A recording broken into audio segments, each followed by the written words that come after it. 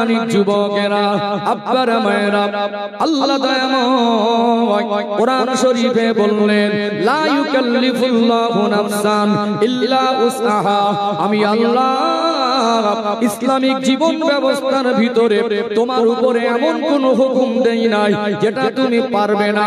ইসলামের কোন হুকুম আমাদের জন্য আল্লাহ দয়াময় বোঝা করে দেয় নাই, আমরা পারবো না এরকম হুকুম আল্লাহ একটাও দেয় নাই। আমরা করছি না এর মূল কারণ পারবো না বলে নয়, এটা আমাদের ঈমানি দুর্বলতা। একটা ব্যাখ্যা দেওয়া দরকার আছে না নেই? দেখবেন এই দুনিয়ায় এমন গরিব মানুষ আছে, লোকটা দুনিয়ায় কোটিপতিকে দেখে হিংসা করে না, সংখ্যায় কম হলে এমন মানুষ আছে না নেই? লোকটা এত সৎ, লোকটাকে যদি দেখা যায় সবজি বাজার করতে গেল অথবা সাংসারিক বাজার করতে গেল, দোকানদার মাল কেনার পরে টাকা নিয়ে কিছু টাকা ভুল করে বেশি ফেরত দিল, 50 অথবা 100 টাকা, ওই মানুষটা ওই টাকাটা গ্রহণ করে না। ওই টাকাটা বাড়ি ফিরে এসে হিসাব পেলে অথবা কিছুটা রাস্তা চলে আসার পরে হিসাব পেলে সঙ্গে সঙ্গে টাকাটা তাকে গিয়ে ফেরত দেয়। এরকম মানুষ আছে না নেই? আছে না? ফেরত দেয়। আবার কেউ কেউ মনে করে এক বান্ডিল বিড়ি হবে 10 টাকা ফেরত দিলে 10 টাকা বেশি বলে, কেউ কেউ মনে করে 2 কাপ চা হবে, ওটাকে ফেরত দেয় না। ও ভাইরা, সোনার মানিক যুবকেরা, আব্বারা মায়েরা, আমি ফালতু কথা বলি না, বেহিসাবের কথা মারজের মধ্যে একটাও পাবেন না। মানুষের বিবেক যাতে জাগ্রত হয়, মানুষ যাতে আখিরাতমুখী হয়, মানুষের সঙ্গে যাতে আল্লাহ রাসূলের সম্পর্ক গভীর হয়, মানুষ যাতে জাহান্নামের আগুন থেকে নিজেকে বাঁচাতে পারে, এই রকম রাস্তা এই পবিত্র মাহফিল থেকে খুঁজে নেওয়া দরকার আছে না নেই? এমন গরিব মানুষ আছে, লোকটা ভ্যান চালিয়ে খায়, এতটা অসুস্থ, তার চিকিৎসার জন্য টাকা পয়সা দরকার, যে ঘরে বসবাস করে ঘরটা জীর্ণ শীর্ণ, ঘরটা মেরামতের দরকার, লোকটা কিছুটা ঋণী হয়ে পড়েছে, অথচ লোকটা ভ্যান চালিয়ে খায়।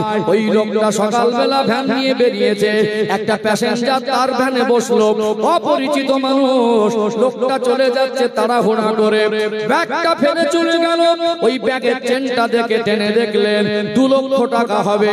এখন এমনও গরিব মানুষ আছে ওই টাকাটা ভক্ষণ করে না, ওই টাকাটা সঙ্গে সঙ্গে ওই মানুষটাকে ডেকে ফিরিয়ে দেয়। এরকম মানুষ সংখ্যায় কম হলেও আজও দুনিয়ার জমিনে আছে না নেই? আছে না?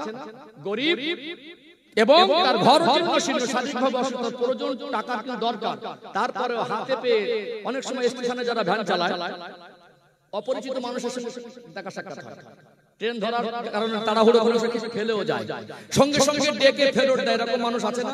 একটা গরিব মানুষ তার টাকার প্রয়োজন থাকা সত্ত্বেও হারাম মনে করে, আল্লাহর নিষেধ মানি মনে করে ফেরত দেয়। এরকম বান্দা সংখ্যায় কম হলে আজও দুনিয়ায় আছে, এটাও মানুষ। আর এর বিপরীতে দেখবেন আল্লাহ পাক একটা মানুষকে এত পরিমাণ বেশি অর্থ দিয়েছে, 10 বছর যদি বসে বসে খায় ওর টাকা ফোরাবে না, তারপরে ঘুষের টাকা লোভ সামলাতে পারে না। যারা আমি ভেবে কথা বলি, কেউ নেগেটিভ নেবেন না, আমার পিছনের কোনো বক্তব্যে রাজনীতির বক্তব্য পাবেন না। আমি বর্তমান সময় বলিনি, ভবিষ্যতে পাবেন না। আমি এক ছাটকাট কথা বলা মানুষ, আমি নীতি বিক্রি করে খাই না। সম্মানিত ভাইরা, এটা রাজনীতির মঞ্চ না, কে রাজনীতির কথা বলে আর কে বলে না ওই হিসাব আমি দিতে পারবো না। আমি মাঝে মাঝে বলি হুজুর হতে গেলে সাবধানতা অবলম্বন করতে হয়। মদখোরের হুজুর, সুদখোরের হুজুর, জেনাখোরের হুজুর, হাজী সাহেবের হুজুর, দিনদারের হুজুর, নামাজির হুজুর, টিএমসি হুজুর, সিপিএম এর হুজুর, কংগ্রেসের হুজুর, কেউ বিজেপি করলে তারও হুজুর। অতএব আমি এখানে কোরআনের কথা বলবো, হাদিসের কথা বলবো, আল্লাহর কথাগুলো পৌঁছে দেবো। মানুষ জাহান্নাম থেকে বেঁচে জান্নাতের রাস্তা খুলবে সেই রকম রাস্তার কথা বলবো। এখানে কাউকে কষ্ট দেওয়া, কাউকে ছোট করা, কাউকে আঘাত দেওয়া, কাউকে ব্যক্তি আক্রমণ করা ইসলাম এই শিক্ষা আমাদেরকে দেয় না। সম্মানিত ভাইরা, যে কথা বলছিলাম আজকে দিনে একটা উদাহরণ দেই। বর্তমান সময়ে যারা চাকরি করছেন, বলুন তো চাকরিগুলো যোগ্যতায় হয়েছে না টাকা দিতে হয়েছে? টাকা দিতে হয়েছে না? যারা টাকাগুলো খেয়েছে ধনী না গরিব? কি মনে করছেন? যারা টাকাগুলো খেয়েছে ধনী না গরিব?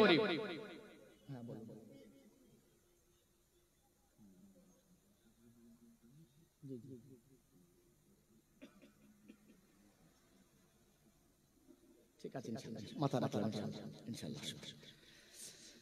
যাই হোক বাবজিরা ভাইরা, আমার কথা কি বুঝতে পারছেন? আজকে দিনে সামাজিক যে বিচার হয়, সামাজিক যে বিচারগুলো হয়, কিছু কিছু এলাকায় আবার টাকার বিনিময়ে বিচারটা কখনো বিচারের ফায়সালা হালকা হয়ে যায়, কখনো বিচারটা ঘুরিয়ে দেওয়া হচ্ছে। বিশেষ করে আজকে দিনে যারা ঘুষ খাচ্ছে, ভালো করে লক্ষ্য করে দেখবেন তাদের টাকার অভাব নেই। একটা গরিব মানুষ যার টাকা দরকার সে হাতে পেয়ে ফিরিয়ে দেয়, আর একটা মানুষ যার টাকার দরকার নেই, 10 বছর বসে খেলে 5 বছর বসে খেলে চলে যাবে, সে গরিবের কাছ থেকে ভিক্ষা নেয়। যদি হিসাব করেন তাই হবে, যদি হিসাব করেন তাই হবে। তাহলে এই দুটো মানুষ, এদের দুজনের মধ্যে কি পার্থক্য বলুন তো? কি পার্থক্য? ইমানি পার্থক্য। একজনের সঙ্গে আল্লাহর সঙ্গে বান্দার গভীর সম্পর্ক, নবীর সঙ্গে উম্মতের গভীর সম্পর্ক, অভাব অনটনে থেকেও আল্লাহর বিধানের বাইরে সে সীমা লঙ্ঘন করেনি। আর একজনের সবকিছু থাকার পরেও লোভ সামলাতে পারেনি। দুটো মানুষ, যে মানুষটা গরিব অবস্থায় নিজেকে হারাম থেকে বাঁচাতে পেরেছে, আর যে মানুষটা থাকার পরেও নিজেকে হারাম থেকে বাঁচাতে পারেনি, ও অপারগ বলে বাঁচাতে পারি না, ওর বদমাইশি। তা বুঝতে পারছেন কি? ওকে আমি হুজুর রাসূল হেদায়েত করব, যদি ভালো না হয় আমার বাপের ক্ষমতা হেদায়েত করার। যারা ঘুষ খাচ্ছে মনে হয় কচি মানুষ নাকি? আমি এই এলাকা বা কোনো মানুষকে আঘাত দেওয়াটা বোঝাতে চাইছি আজকে আমাদের ইমানি অবস্থাটা কোন জায়গায়, আমরা কোন প্রকৃতির ইমানদার, কোন কোয়ালিটির ইমানদার। আজ এত কিছু করার পরে মানুষ কেন পরিবর্তন হচ্ছে না? কিছু প্রশ্নের জবাব আমি দিতে চাইছি, যাতে মানুষ বুঝতে শিখে কোনটা পরিবর্তনের রাস্তা। কথা বাস্তব না বাস্তব? তাহলে আমাদের পারবন এরকম হুকুম আল্লাহ আমাদেরকে। এই গরিব মানুষ যদি হারাম থেকে জীবন পাক রাখতে পারে, ও ধনী মানুষ ওর দরকার নেই, ও চাইলে থেকে আরো 1000 গুণ সহযোগে বাঁচানোর, ও বাঁচাতে পারলো না মানে ওটার অপারগতা, ওটার এক প্রকার বদমাইশি, ওটার ইমানি দুর্বলতা। তাহলে ধনী গরিব একটু উদাহরণ দিলাম, বুঝতে পারলেন? চলুন একটু মানে পর্দার কথাটা বলি, দরকার আছে না? আছে না? ও ভাইজানেরা, সোনার মানিক যুবকেরা, আব্বারা মায়েরা, আবার মনে করিয়ে দেয় আল্লাহ দয়াময় পবিত্র কালাম কোরআনুল কারীমের ভিতরে স্পষ্ট করে জানিয়ে দিলেন, লা ইউকাল্লিফুল্লাহু নাফসান ইল্লা উসআহা। আমি আল্লাহ এমন কোন বিধান বান্দাকে চাপিয়ে দিই না যেটা বান্দা পারবে না। আল্লাহর কোন হুকুম আমাদের উপরে চাপিয়ে দেয় নাই। একটু গভীর মনোযোগ দিয়ে শুনুন। আজকে দিনও দেখবেন এমন খোদাভীরু মানুষ আছে, এমন একজন মা আছে যার অন্তরে আল্লাহর ভয় আছে, যার অন্তরে নবীর মহব্বত আছে, যে মানুষটা আখিরাতকে ভয় করে, আযাবে জাহান্নামকে ভয় করে, বিচার দিনের কথা মনে করে আল্লাহর হুকুম মেনে চলে। এমন কিছু মা বোন সমাজে আছে না নেই? প্রচন্ড গরম, যখন মানুষ এসি রুমে ঢুকলে বেরোতে চায় না, এমন একজন গরিব মানুষ, ওই মানুষটা পার্সোনাল গাড়ি করে হসপিটালে যাবে, এতটা টাকারও মালিক নয়, অসহায়। ওই মা তার স্বামী অথবা তার সন্তান যদি দূরে কোনো হসপিটালে ভর্তি থাকে, বরকাটা পরে নিল, পয়সার কমি বলে, দুর্বল বলে, অর্থনীতিতে দুর্বল বলে বরকাটা খুব দামি নয়, কটনের কাপড়ের তুলনামূলক ভাবে একটু গরমটা কম হয়। পলিস্টার টাইপের যদি কাপড় হয়, প্রচন্ড গরমে ওয়েদারে গরম বেশি হবে কি হবে না, বরকা পরে মুখটাকে ঢেকে নেয়, শরীরটাকে আবৃত করে, লোকাল বাসে প্যাসেঞ্জার হয়ে 1-1.5 ঘন্টা 2 ঘন্টা জার্নি করে।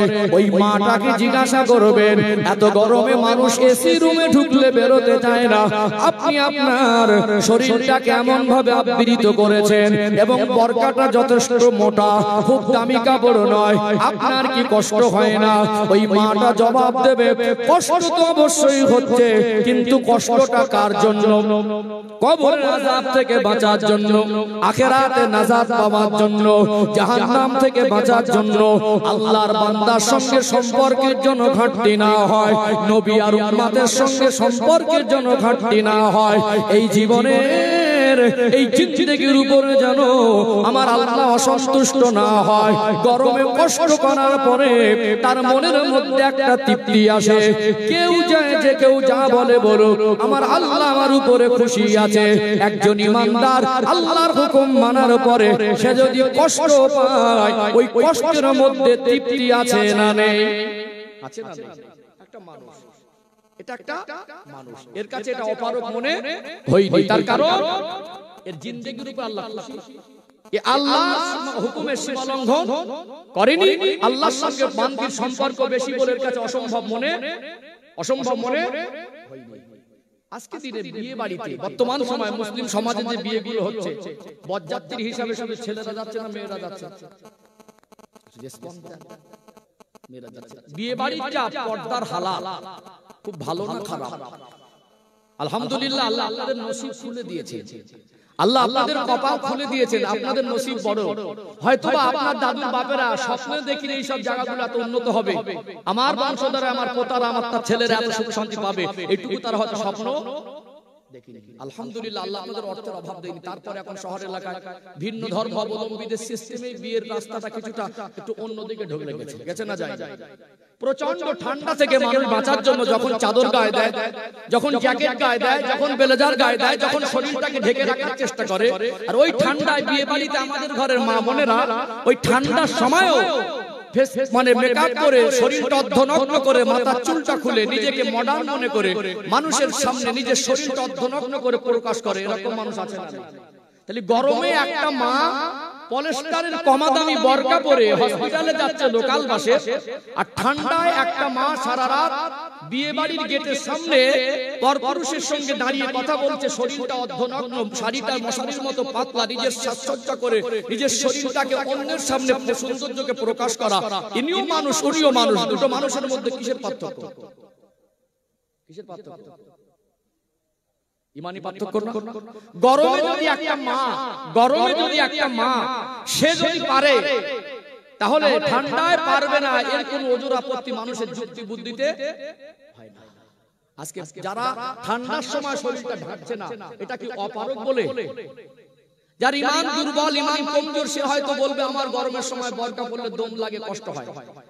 বিশেষ করে যারা নারী লোভী, বিশেষ করে যারা হায়া লজ্জা কম, একদল ইসলাম বিদ্বেষী মানুষকে দেখা যায় যে তারা তাদের স্ত্রীদেরকে পর্দার মধ্যে রাখতেও চায় না। ভিন্ন ধর্মাবলম্বীরা তারাও পর্দার বিধানকে টিটকারির চোখে দেখে না। অনেক সময় আমরা দেখি স্কুল কলেজে কোনো জায়গায় কোনো অশান্তির চিত্র ভেসে ওঠে, কেউ বরকা পরে গেল, কোন ইসলাম বিদ্বেষী শিক্ষক ওই মেয়েটাকে ক্রিটিসাইজ করলো, কোনো বড় কথা বললো, এরকম অনেক ঘটনা ঘটে যাচ্ছে না যায় না? মনে পড়ে আপনাদের সম্ভবত 2021 সালের ঘটনা, কর্ণাটকে যে ঘটনা ঘটেছিল মুসকান খান, মনে পড়ে আপনাদের? তাহলে পর্দার যে বিধান, একটা সময় মানুষ টিটকারি করে, মানুষ ওটাকে নিয়ে অনেক ছোট বড় মন্তব্য করে। আল্লাহ বলে, বান্দা, আমি আল্লাহ আমার বিধান মেনে নেওয়ার ভিতরে মানব জাতির সার্বিক কল্যাণ আছে।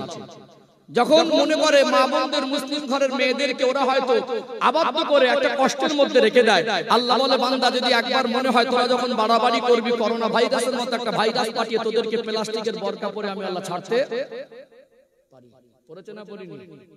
বরকা শুধু পুরুষ মহিলা পড়েছে না, পুরুষরাও পড়েছে? হ্যাঁ, নাক মুখ ঢেকলে নাকি দম লেগে যায়, তখন দুটো করে মাস্ক পড়েছে না পড়েনি? আজকে দিনে আমাদের ঘরের যে সমস্ত মা বোনেরা বেপর্দা চলছেন, যে সমস্ত মা বোনেরা বেহায়ার মতো চলাফেরা করছেন, এদের অপারগতা না বদমাইশি? একটা মা যদি গরমে পারে, ঠান্ডা শরীর ঢাকতে পারবে না, এরকম কোন হিসাব বা দলিল যুক্তি বুদ্ধি মানুষের কাছে কোনোদিন গ্রহণযোগ্য হতে পারে না। আপনার বিবেক আপনাকে বলে দেবে আল্লাহ আমাদেরকে বোঝা হিসাবে চাপিয়ে দেয়নি। আলোচনা কি বুঝতে পারছেন? তাহলে আপনি যদি পরিবর্তন না হন, আপনাকে পরিবর্তন আমি হুজুর করতে পারবো? চলুন, আগে বলেছি ধনী গরিব, এখন বলেছি কি পর্দা। নামাজি আর বেনামাজির একটু ক্লিয়ার করি, দরকার আছে না? নামাজি আর বেনামাজি কথাটা একটু ক্লিয়ার করি। ও ভাই জানেরা, সোনার মানিক যুবকেরা, আব্বারা মায়েরা, গভীর মনোযোগ দিয়ে শুনুন, বিশ্বাস করুন, ধোঁকা দেওয়ার জায়গা নয়, মানুষের জীবনের মূল্যবান সময় নষ্ট করার জায়গা নয়। আপনাকে বোঝাতে চাইছি, ইসলামিক জীবন ব্যবস্থা মেনে নেওয়ার ভিতরে, আল্লাহর বিধান মেনে নেওয়ার ভিতরে, ইসলাম ধর্মের বিধান মেনে নেওয়ার ভিতরে আল্লাহ পাক যেগুলো আদেশ করেছেন, আল্লাহ পাক যেগুলো নিষেধ করেছেন, এগুলো মেনে নেওয়ার ভিতরে বান্দা বান্দির কল্যাণ আছে না নেই? সার্বিক কল্যাণ। ইসলামের একটা অর্থ হলো শান্তি, দুনিয়া শান্তি পাবেন, কবরও শান্তি পাবেন, আখিরাতে আমার আল্লাহ চির শান্তির জায়গা, আল্লাহর জান্নাত নসিব করে দেবেন। জোরে বলুন সুবহানাল্লাহ।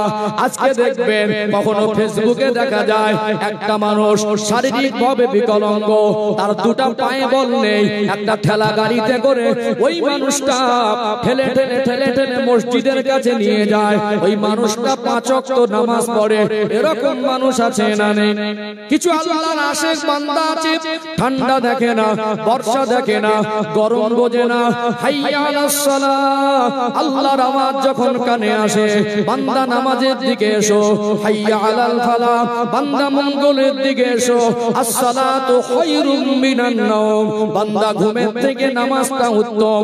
ব্যবসায়ী সূত্রে একটু রাত গভীরে ঘরে ফিরেছে, হয়তো বা কষ্টের কাজ করে রাত 1টার সময় ঘরে ফিরেছে, আজান হয়ে যাবার সাথে সাথে বিছানায় আর থাকে না, ঠান্ডা পানিতে উযু করে কষ্ট করে মসজিদে যায়, নামাজ আদায় করে। ওই মানুষটাকে জিজ্ঞাসা করবেন, এই ঠান্ডায় লেপের কাতার মধ্যে ঢুকলে বেরোতে মন চায় না, এই ঠান্ডায় দরজা জানালা বন্ধ করে দিলে কখনো পেশাব করতে উঠতে মন চায় না। বলুন তো মসজিদে যাবেন ফজরের ওয়াক্তে, সংখ্যায় কমে গেলেও কিছু দিনদার মানুষ, কিছু প্রকৃত 5 ওয়াক্ত নামাজি মানুষ আজও আছে না নেই? অনেক অসুস্থ মানুষ নামাজি, অনেক বয়স্ক মানুষ নামাজি, তারা যদি বিছানা ছেড়ে, অনেক মানুষ রাত গভীর হয়েছে ঘরে ফিরতে, তারা যদি ফজরের ওয়াক্তে উঠে নামাজ পড়তে পারে। দুনিয়া এমন মানুষ বহু আছে, আল্লাহ এমন আর্থিক সচ্ছলতা দিয়েছে, দুনিয়ার ভারী ভুরি কাজ করতে হয় না। এমন মুরব্বী অনেকে আছেন, ছেলে পুলে রোজগার করে, ছেলে বড় বিজনেসম্যান, আমার সম্পদ অনেক, আমি বসে বসে দুনিয়ার সংসার চলে যায়, ছেলেরা বাবাকে খাটাখাটনি করতে দেয় না। ওই মানুষটা শুধু ঘরে আর খায়, চায়ের দোকানে বসে লেকচার দেয়, কিন্তু লোকটা এক সপ্তাহ চলে যায়, এক ওয়াক্ত নামাজ পড়ে না, জবান থেকে একবারও আল্লাহ শব্দ বের করে না। কবে উযু করেছিল মনে নেই, তারপরেও রাত 2টোর সময় মোবাইল ঘেঁটে ঘুমায়, সকাল 8টায় ঘুম ভেঙে গেলে মাথার তলা থেকে সিগারেট আর বিড়িটা হাতলায়। এরকম মানুষ আজও সমাজে আছে না নেই? আছে না? কাজ করে হালাল রুজি উপার্জন করে গভীর রাতে ফিরে ফজর ওয়াক্তে মসজিদে যাচ্ছে, কোনো কাজ কাম নেই। ছেলেরা বলছে আব্বাজান আপনাকে আর কাজ কাম করতে হবে না, আপনি দোয়া করেন, নাতি পুতির আনন্দ করেন, বেশ ভালো চকচকে ঝকঝকে জামা পরে, সব 8 কাপড়ের জামা। এখন আতর মাকে ম্যাগনেট দেখে মনে হবে ফারিস্তার মতো, বেইবাড়িকে চার দোকানে বসে ঠাকের উপরে পা তুলে দিয়ে গল্প করছে, মনে হবে অ্যাডভোকেট বানানো, মনে হবে এর মতো জ্ঞানী মনে আর নেই। বিশ্বাস করুন, এর জামা কাপড় ভালো, কথাবার্তা বেশ বাদল দিয়ে বলে, দেখে মনে হবে অ্যাডভোকেট, চার দোকানে গল্প করবে, দেখে মনে হয় খুব জ্ঞানী, কিন্তু কবে ওযু করেছিল মনে নেই। ও কবে যে একবার নবীর সামনে দরুদ পড়েছিল মনে নেই। ও কবে মন থেকে নামাজ পড়েছিল এইটুকু মনে নেই। এখন আবার জুমার দিন কেউ কেউ যায়, আবার 2 রাকাতের পার্টি তৈরি হয়ে গেছে। কেউ ঠিক বলছে না? আমরা উপর থেকে বলছি মুসলমানের দিনকাল ভালো না, আসলে মুসলমানের ঈমান দুর্বল হয়ে গেছে। আমরা প্রকৃত মুসলমানের মতো জীবন তৈরি করতে পারিনি।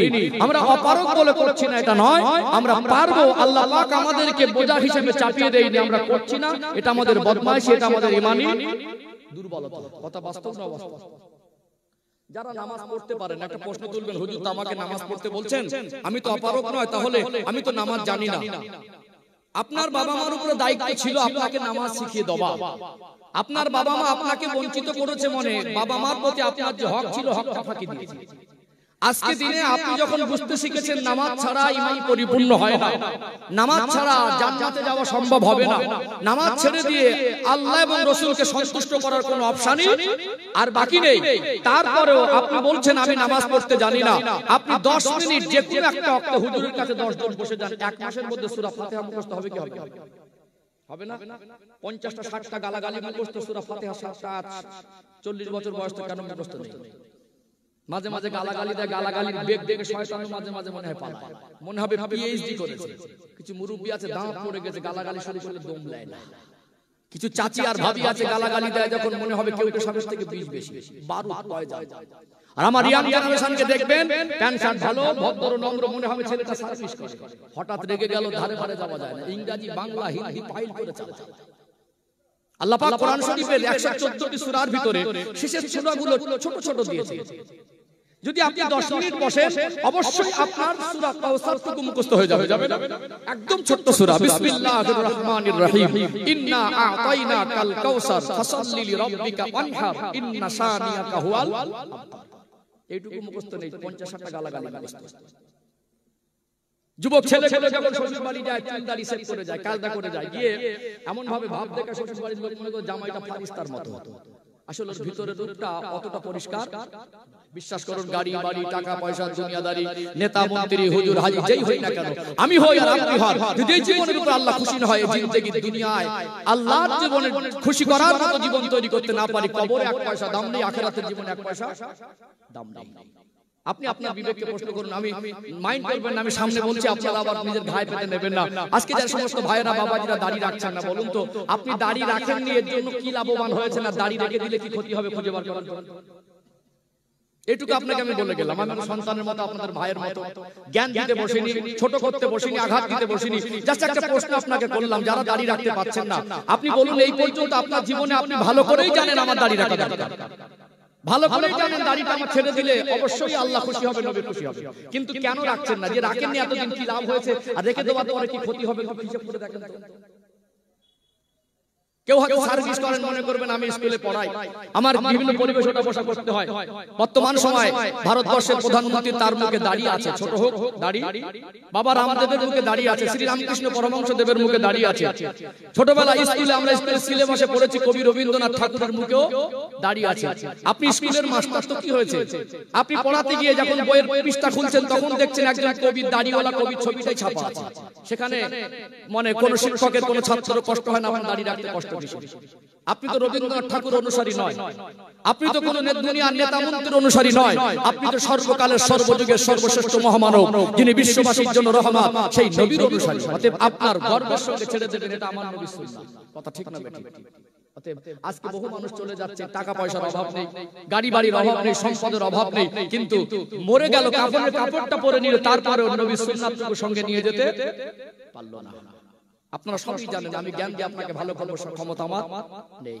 আসলে নামাজি কেন বাড়ে না, পর্দা নাসিনা কেন বাড়ে না, দিনদার কেন বাড়ে না, কয়েকটা উত্তর দিয়ে কষ্ট পাচ্ছেন নাকি আমার আলোচনায়? রাগ করছেন?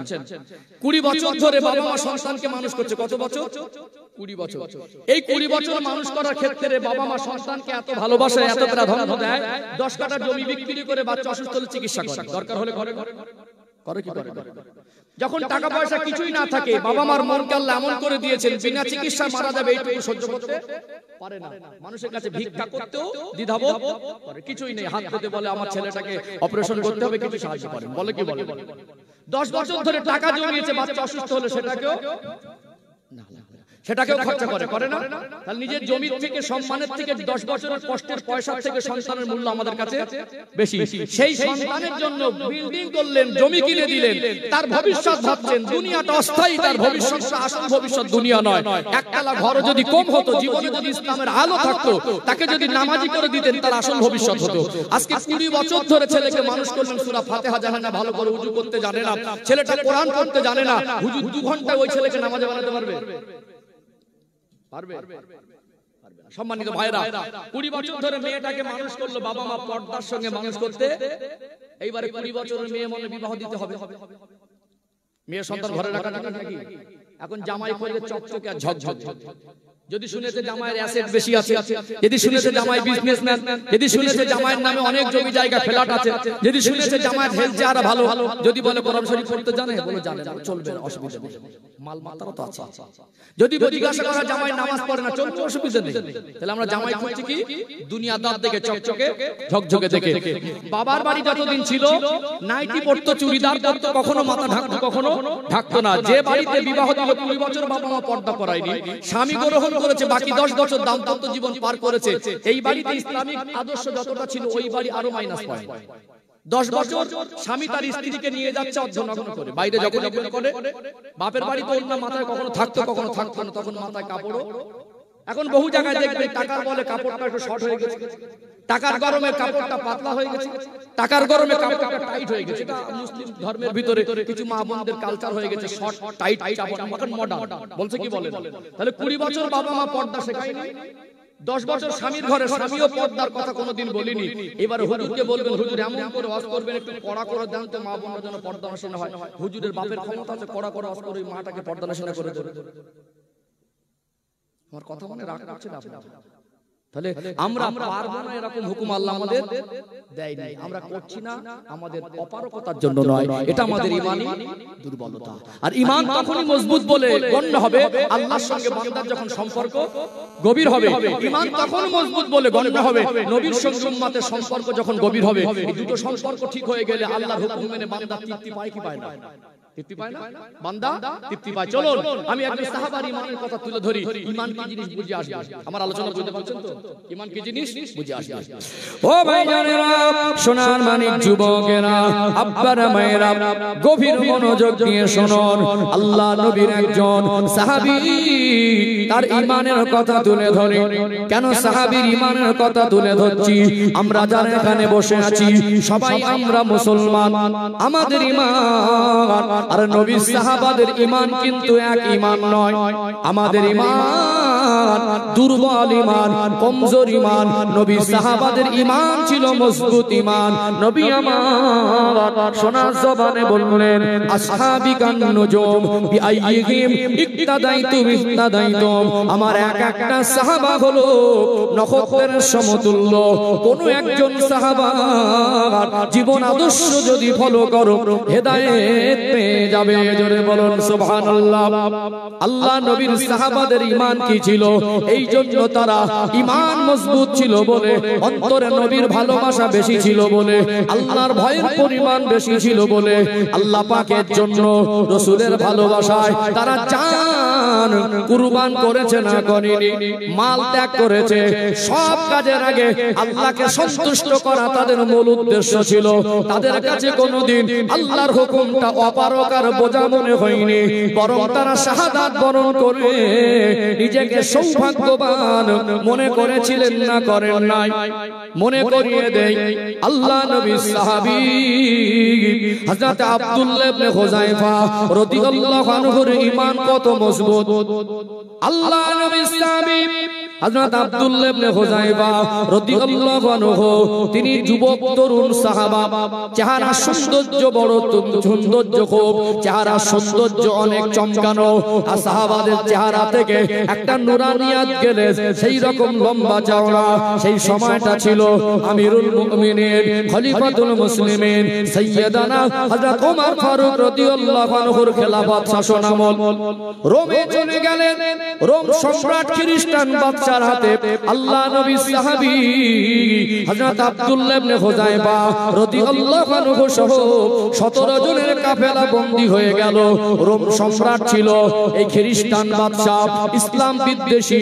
তার কাছে একটা মনে বহুদিন প্রশ্ন জাগতো, যদি নবীর কোন সাহাবাকে পাই, একবার ঈমান কি জিনিস, সাহাবাদের ঈমান কত মজবুত, একবার আমি দেখব। কেন তিনি ভাবতেন আল্লাহ নবী বেঁচে থাকা অবস্থায় তিনি সব দেশ বিদেশে গিয়ে দ্বীনের দাওয়াত দিতে পারেন নাই। নবী আমার আরব অনারব মিশর এই সমস্ত এলাকায় আল্লাহ নবী চিঠির মাধ্যমে বিভিন্ন রাজা বাদশার কাছে দ্বীনের দাওয়াত দিয়েছিলেন না দেন নাই? এই রোম সম্রাটের কাছে, খ্রিস্টান বাদশার কাছে আল্লাহ নবী হুজুর আমার বেঁচে থাকা অবস্থায় চিঠির মাধ্যমে দ্বীনের দাওয়াত দিয়েছিলেন। রোম সম্রাট চিঠি যাবে আমার নবীর পাঠানো চিঠি পেয়ে অবাক হয়ে গিয়েছিল। ইসলাম প্রতিষ্ঠাতার ইতিহাস ভালো করে জেনেছিল যে নবীর 40 বছর বয়সে আল্লাহ দয়াময় নবুয়ত প্রদান করলেন। মক্কায় 13 বছর বহু ঘাত প্রতিঘাত, আল্লাহ নবীকে মেরে ফেলার পরিকল্পনা হলো, আমার নবীকে জানে মিটিয়ে দেওয়ার পরিকল্পনা হলো, আমার নবীকে মিথ্যাবাদী বানানোর চেষ্টা হলো, আমার নবীকে জাদুকর অপবাদ দিল। আল্লাহ নবী বহু ঘাত প্রতিঘাতের ভিতর থেকে আল্লাহ দেওয়া দায়িত্ব থেকে বিরত হন নাই। কাফেরদের জুলুম অত্যাচারে নবী আমার মক্কা জমিন ছেড়ে হিজরত করে মদিনা শরীফ এসেছিলেন না শেষ নাই। মাত্র 10 বছর হায়াত ছিল মদিনার জীবনে। এই 10 বছরের ব্যবধানে যারা অন্ধকারে ডুবে ছিল, যাদের ভিতরে মানুষত্ববোধ বলে কিছু ছিল না, জেনা ব্যভিচার জুলুম অত্যাচার অন্যায় অনাচার, দুনিয়ায় শুধু ঘুষ মারামারি মাল আত্মসাৎ, দুনিয়ায় বাচ্চা আল্লাহ মেয়ে সন্তান দিলে জ্যান্ত মেয়েকে পুঁতে ফেলা মানুষগুলো আমার নবীর নবীর সোহবত পেয়ে আমার নবীর সঙ্গে ভালোবাসার সম্পর্ক স্থাপন করে তারা আল্লাহর প্রিয় হয়ে গিয়েছিলেন। জোরে বলুন সুবহানাল্লাহ। তাদের সবাইকে নিয়ে আরবের জমিনে মক্কা মদিনায় আমার নবী শান্তি কায়েম করলেন। আল্লাহর বিধানকে কোরআনের শাসন ব্যবস্থা ইসলামিক জীবন ব্যবস্থা হিসাবে নবী আমার শান্তি প্রতিষ্ঠিত করে পৃথিবীর মানুষকে আল্লাহ নবী শান্তি রাস্তা দেখিয়েছিলেন। জোরে বলুন সুবহানাল্লাহ। রোম সম্রাট অবাক হয়ে যেত যে এত বড় মহামানব তার 63 বছরের জীবনে একটা মানুষ এত অন্ধকারে ডুবে থাকে, তাকে পরিবর্তন করা এত সহজ নয়। তাহলে তার সঙ্গে যারা সঙ্গী হয়েছিলেন তাদের ঈমান কত মজবুত। আল্লাহ নবীর সাহাবী হযরত আব্দুল্লাহ ইবনে হুযায়ফা রাদিয়াল্লাহু আনহুকে বন্দী করা হলো। রোম সম্রাট ঈমান কেনার চেষ্টা করছে। হে আব্দুল্লাহ ইবনে হুযায়ফা, আমি রোম সম্রাট, আমার একটা সুন্দরী মেয়ে আছে, আমার মনের ইচ্ছা তোমার মতো ন্যায়নিষ্ঠবান মানুষকে আমি আমার মেয়ের সঙ্গে বিবাহ দেব, তুমি আমার জামাই হবে, আর আমার সাম্রাজ্যের অর্ধেকটা আমি তোমাকে দিয়ে দেব, তুমি সাম্রাজ্যের অর্ধেক নিয়ে পরিচালনা করবে। শর্ত হলো আল্লাহকে অস্বীকার করে দিতে হবে, নবীকে অস্বীকার করে দিতে হবে। আল্লাহ নবীর সাহাবী হযরত আব্দুল্লাহ ইবনে হুযায়ফা রাদিয়াল্লাহু আনহু রোম সম্রাটকে বলেছিলেন, এ রোম সম্রাট শুনে রেখে দেন, আপনি আপনার সুন্দরী মেয়েকে আমার হাতে তুলে দেবেন, আপনি আমাকে জামাই করবেন, আপনার সাম্রাজ্যের অর্ধেক দিয়ে আপনি আমার ঈমানটুকু কিনতে পারবেন না। আমার দুনিয়ার সর্বস্ব যদি হাতে এনে দেন, আমি এক মুহূর্তের জন্য আল্লাহকে আর রাসূলকে ভুলতে পারবো না। জোরে বলেন না। রোম সম্রাট দেখলো মানুষ দেখে চেনার মতো মানুষ তো আজকে নিজের ঈমান বাঁচানোর চিন্তা নেই। দুনিয়ায় বড় বড় নেতাগুলো এমন এমন কথা বলছে নিউজ চ্যানেলে, যে কথাগুলো জাতির যদি পুঁতেও যায়, জাতি যদি ক্ষতিগ্রস্ত হয়, এতে তাদের কোনো যায় আসে না। ঈমান বিক্রি করছে না বসে বসে। আজকে মানুষ পাল্টি খায়, সে পাল্টি খাওয়ার স্টাইল আলাদা। এমন ভাবে পাল্টি খায় 500 টাকা ঈমান বিক্রি, একদম হুবাহু মিথ্যা সাক্ষী। চলছে না? চলে না? চলছে না? কিন্তু নবী সাহাবীর কাছে প্রস্তাব দেওয়া হলো, আমার মেয়েকে বিবাহ করে তুই রোমের সম্রাট, তুমি তার জামাই হবে, আর সাম্রাজ্যের অর্ধেক তুমি পরিচালনা করবে, তুমি শর্ত ইসলামকে ত্যাগ করো। তিনি বলেছিলেন, আমি জান দেব, ইসলামকে এক মুহূর্তের জন্য ভুলতে পারবো না। বলুন, একে বলে ঈমানদার, একে বলে ঈমান। দুনিয়া সম্পদের বিনিময়ে, নারীর বিনিময়ে, রাজত্বের বিনিময়ে ঈমানদার কোনদিন ঈমান বিক্রি করতে পারে না। অনেক সময় একটা প্রবাদ বাক্য আছে, সোজা আঙুলে ঘি না উঠলে আঙুলটা বেকাতে হয়। রোম সম্রাট বলল, দেখো মানুষ একটা জায়গায় কাবু, তরুণ যুবক ছেলে তো, জেলখানা সেলের মধ্যে একটা সুন্দরী রমণীকে সাজসজ্জা করে অর্ধনগ্ন করে পাঠিয়ে দাও, যে কোনো মূল্য যেন জেনা করে। সে জানতো ইসলামের শরিয়াতে জেনাটা হারাম। আল্লাহ নবী সাহাবী হযরত আব্দুল্লাহ ইবনে হুযায়ফা রাদিয়াল্লাহু আনহুকে একটা জেলখানার সেলের মধ্যে বন্দী করে দেওয়া হলো। খ্রিস্টান বাদশা সুন্দরী রমণীকে, তরুণ যুবতীকে জেলখানার সেলের মধ্যে ঢুকিয়ে দিল। তাকে বলা হলো যে কোনো মূল্যে ওকে আকর্ষিত করে শারীরিক সম্পর্কে লিপ্ত হতে হবে। রোম সম্রাটের তরফ থেকে সুন্দরী রমণী অর্ধনগ্ন হয়ে আল্লাহ নবী সাহাবী হযরত আব্দুল্লাহ ইবনে হুযায়ফা রাদিয়াল্লাহু আনহুকে বলতে লাগলেন, হে আব্দুল্লাহ ইবনে হুযায়ফা, আমার সঙ্গে শারীরিক সম্পর্কে লিপ্ত হও, তুমি বিনা শর্তে এখান থেকে মুক্তি পাবে। রোম সম্রাট আমাকে বলেছে, আল্লাহ নবীর সাহাবী হযরত আব্দুল্লাহ ইবনে হুযায়ফা রাদিয়াল্লাহু আনহু তার সঙ্গে শারীরিক সম্পর্কে লিপ্ত হওয়া তো দূরের কথা, একবারও তার দিকে এক নজরে একটু ভক্তি ভরে দেখেন না। নাই। ওই রমণী অবাক হয়ে গেল, রোম সম্রাটকে কি বলেছিলেন, এ রোম সম্রাট আপনি কার কাছে পাঠিয়েছেন? শারীরিক সম্পর্ক তো দূরের কথা, আমার চেহারার দিকে একবারের জন্য কুদৃষ্টিতে দেখেন নাই। এটা হলো ইমানদারের ইমানি পরিচয়। জোরে বলুন সুবহানাল্লাহ। আজকে বর্তমান সময় বিভিন্ন দিক থেকে জেনা ব্যভিচার বেড়েছে না কমেছে? এখন কি ভারত বলেন না বাংলাদেশ বলেন, এখন আবার 14ই ফেব্রুয়ারি ভ্যালেন্টাইন ডে, ভালোবাসা দিবস উদযাপন হচ্ছে। কি গো, সমাজ কত নিচে নেমে গেছে বলেন তো? আজকে বহু বাবা সম্পত্তিতে ছেলে মেয়ে জেনা করছে। এনগেজমেন্ট, আগে এনগেজমেন্ট বাবার কাছে শুনেছিলেন, বাবার কাছে। এখন বিবাহের আগে এনগেজমেন্ট মনে করে বিবাহ হয়ে গেছে। শরীয়ত দৃষ্টিকোণ থেকে এখনো পর্যন্ত সম্পর্ক স্বামী স্ত্রীর হয় নাই, তার আগে ছেলে মেয়ে ঘুরতে যাচ্ছে, ফোন গরম হয়ে যাচ্ছে, রাতের ঘুম হারাম হয়ে যাচ্ছে, ছেলে মেয়েকে নিয়ে পরীক্ষা দিতে যাচ্ছে। হচ্ছে না, হয় না? কি গো, দুবাই পক্ষের গার্জিয়ানের কোনো ভূমিকা নেই। আজকে আমরা বহু মানুষ আজকে নিজের সন্তানদের প্রতি যত্নশীল হইনি, দায়িত্ববান হতে পারিনি, দায়িত্ব পালন করতে পারিনি।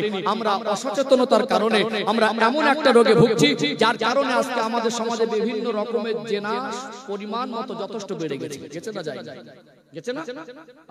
একজন ইমানদার তিনি এরকম একটা সুন্দরী যুবতী তরুণী তার জেলখানা সেলের মধ্যে দেওয়া হলো, তাকে প্রস্তাব দেওয়া হলো, তুমি যদি শারীরিক সম্পর্কে লিপ্ত হও নিঃশর্ত মুক্তি পাবে। তিনি জেলখানা থাকতে রাজি হলেন, কিন্তু শারীরিক সম্পর্কে লিপ্ত হওয়া দূরের কথা, একজন মহিলার প্রতি একবারও কুদৃষ্টিতে দেখেন। রোম সম্রাট দেখলো যে ওর কতটা ঈমান মজবুত আমি দেখতে চাই। যত বড় শক্তিশালী মানুষ হোক, বীর পলোয়ান হোক, তাকে যদি খাবার পানি বন্ধ করে দেওয়া হয়, দুর্বল হবে কি হবে না? ও ভাই জানেরা, সোনার মানিক যুবকেরা, আব্বার মায়েরা, খ্রিস্টান বাদশা রোম সম্রাট অর্ডার করে দিল, আব্দুল্লাহ ইবনে হুযায়ফার ঈমান কত মজবুত আমি দেখতে চাই, ওর খাওয়া পিনা বন্ধ করে দাও, পানি খাবার বন্ধ করে দেওয়া হলো। 3 রাত দুনিয়ার কোনো খাদ্য পানি দেওয়া হলো না। সে জানতো ইসলামের বিধানের মধ্যে শুকরের গোশতটা হারাম, মদটা হারাম। খাদ্য হিসাবে 3 দিন পরে শুকরের গোশত আর মদ পেশ করা হলো। এ নবীর সাহাবী আব্দুল্লাহ ইবনে হুযায়ফা, এই খাদ্যটা তোমার জন্য বরাদ্দ। তুমি যদি জানে বাঁচতে চাও, এই মদ আর শুকরের গোশতটা তোমাকে খেয়ে বাঁচতে হবে। তুমি কি করবে? আল্লাহ নবীর সাহাবী হযরত আব্দুল্লাহ ইবনে হুযায়ফা রাদিয়াল্লাহু আনহু বলেছিলেন, যান যান রোম সম্রাটকে গিয়ে বলে দেন, আমি আব্দুল্লাহ ইবনে হুযায়ফা আমি না খেয়ে মারা যাব, আমি শহীদ হয়ে যাব।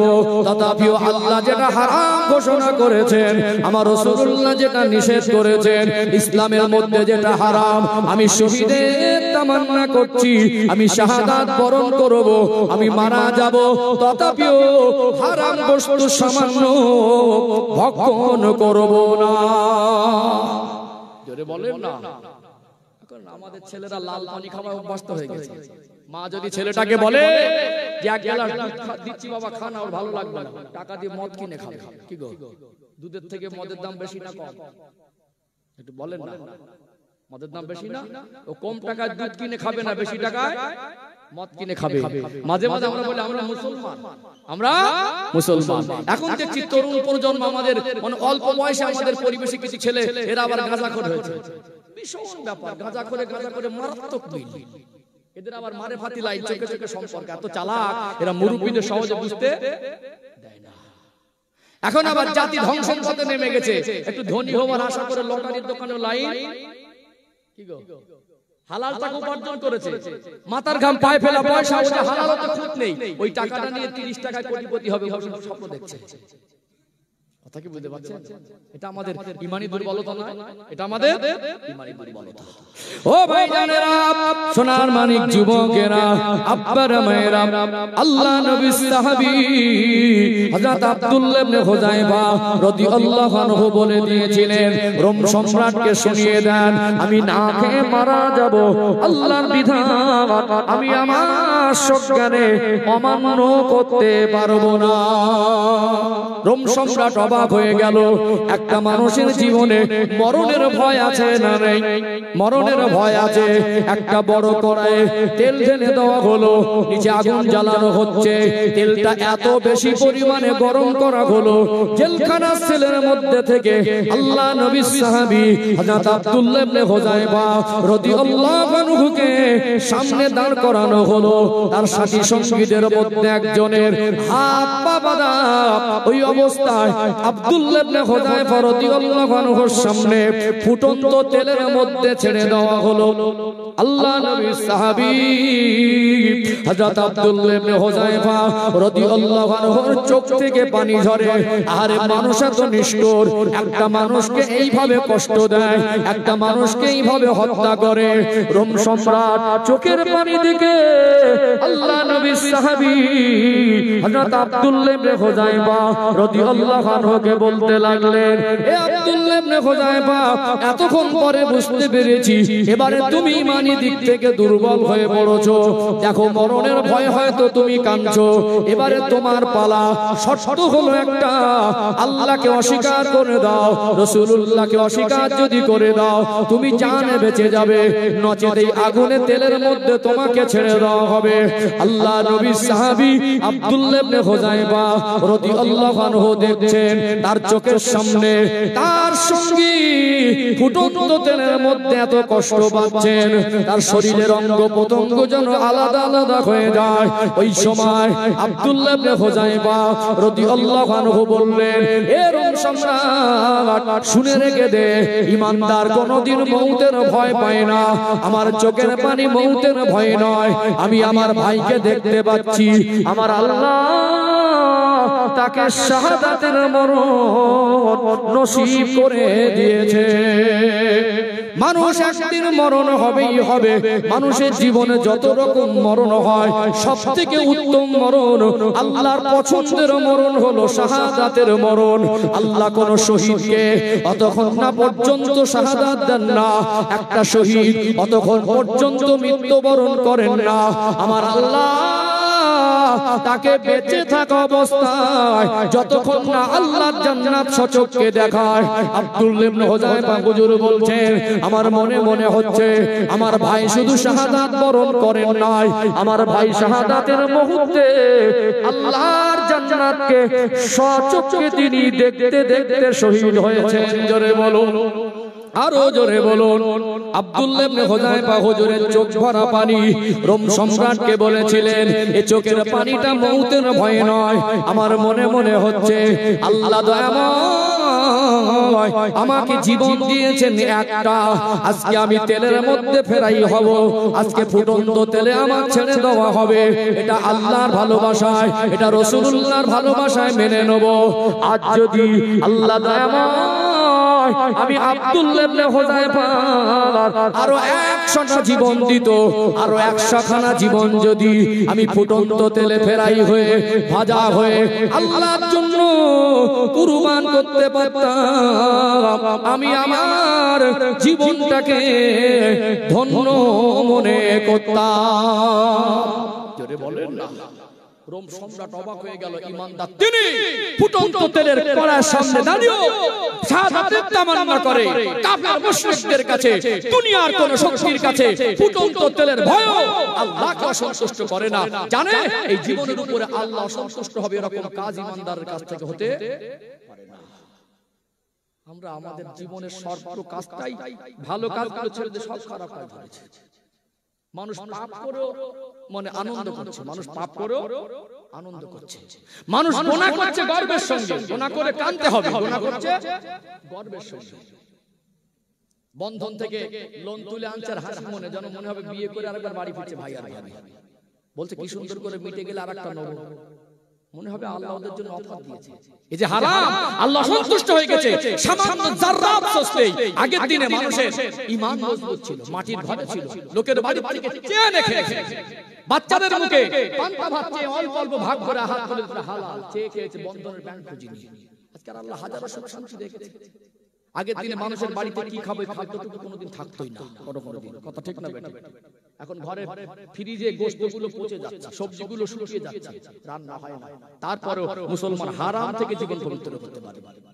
আজ মসজিদগুলো কত চকচকে ঝকঝকে, এসি, মার্বেল, টাইলস, ডিজাইন, কিন্তু মসজিদের আসল খোরাক মুসল্লির অভাব হয়ে গেছে। কথা বাস্তব না? আজ আল্লাহ অভাব দেয়নি।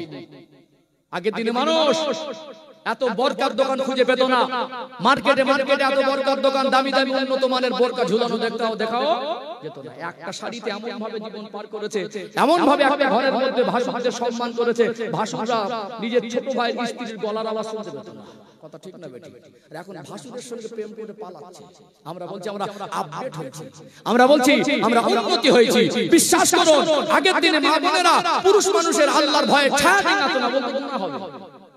রাস্তা দিয়ে মাইয়ের বাড়ি যাচ্ছে, বনে ছেলের বৌমা বাড়িতে ৫-৬ জন মিলে একটা ফ্যামিলি থেকে যাচ্ছে মাইয়ের বাড়ি, সব ঘোমটা, এতটা ঘোমটা। এখনকার ইয়াং জেনারেশন আমাদের মায়েরা ঘোমটাটা কি ভুলে গেছে, ঘোমটা বোঝে না। আগের দিনে বরকা কেন তো পয়সা ছিল না, শরীরটাকে এমন করে ঢেকে এতটা ঘোমটা দিয়ে যেত, মুখটুকু দেখা যেত না। আর এখন কে কত শর্ট ড্রেস পরতে পারে, কে কত পাতলা ড্রেস পরতে পারে, কে কতটা খুলতে পারে, প্রতিযোগিতা হচ্ছে। আমরা শুধু বলছি মুসলমানের দিনকাল ভালো না। আমার আলোচনাকে রাগ করছেন নাকি? কথা বাস্তব বলছি না অবাস্তব বলছি? এই সমাজ পরিবর্তন করতে গেলে প্রত্যেকটা মানুষকে দায়িত্ববান হতে হবে। আপনি যদি আপনার মেয়েকে ছোট থেকে পর্দায় মানুষ না করেন, আমি হুজুরের বাবার ক্ষমতা নেই ওয়াজ করে পর্দা নাশিনা করবে। আপনি যদি আপনার ছেলেকে কোরআনের শিক্ষা না দেন, নামাজের তালিম না দেন, পৃথিবীর সবথেকে বড় জলসা দেবেন, সবথেকে বেশি টাকার বাজেট করবেন, সবথেকে দামি দামি বক্তা আনবেন, ওর বাবার ক্ষমতা নেই ওয়াজ করে পরের দিন থেকে নামাজি বানিয়ে দেবেন। কথা কি রাগ করছেন নাকি? ডক্টর, মাস্টার, ব্যারিস্টার, ইঞ্জিনিয়ার করুন, কোরআন কারিমের তালিম থেকে বঞ্চিত করা যাবে না, নামাজ শিক্ষা থেকে বঞ্চিত করা যাবে না, উজু শিক্ষা থেকে বঞ্চিত করা যাবে না। আজকে ছেলে যখন বড় হয়ে যায়, বাবাদের বিয়ের সময় কত মানে কথার স্টাইল কি, বড় বড় মোবাইল ছবি নিয়ে ছেলে দেখেছিস, ফিগার দেখেছি হিরোর মতো, মানে মাল লাগবে। কি লাগবে? মাল নেওয়া বন্ধ হয়নি, মাল নেওয়া বন্ধ হয়নি। আগে ডাইরেক্ট কিছুদিন নিচ্ছিল, ওলামায়ে কেরামরা প্রতিবাদ করেছে, এখন ইনডাইরেক্ট চলছে মাশাআল্লাহ। ভিতরে ভিতরে সব চুক্তি হয়ে যায়, ভিতরে ভিতরে আল্লাহ হাজার সুখ শান্তি দিয়েছে। তারপরে যদি বিবাহের পরে মেয়ের বাবার বাড়ি থেকে কিছু না এসেছে, মেয়ের সংসার টাকা মুশকিল আছে। কি গো, ছেলেটা মাঝে মাঝে বলে, ছোট লোক তোর বাপ কি দিয়েছে রে? আসলে ওই লোকটা, মেয়েটা ছোট লোক না যে তার টাকা পয়সা সম্পদ থাকার পরে অন্যের মালে আশা করে সে ছোট লোক, এইটা আমার বুঝে আসে। মা ছেলেকে ইনজেকশন পুশ করে, ওই পাশের বাড়ির ছেলেদের চাচতো ভাইয়ের বিয়ে হলো, দেখতেও ভালো না, তোর মতো লেখাপড়াও জানে না। শুনেছি তোর শ্বশুর থেকে, ওর শ্বশুর না অনেক গরিব, দেখেছি সব বুঝি, তো শ্বশুরা তো ভালো লোক না। ছেলেটার মেজাজ একটু বিগড়ে যায়, পায় পায় মানে ভুল ধরে, স্ত্রী ভুল ধরে, পায় পায় ওকে বিভিন্ন পেরেশানি করা হয়।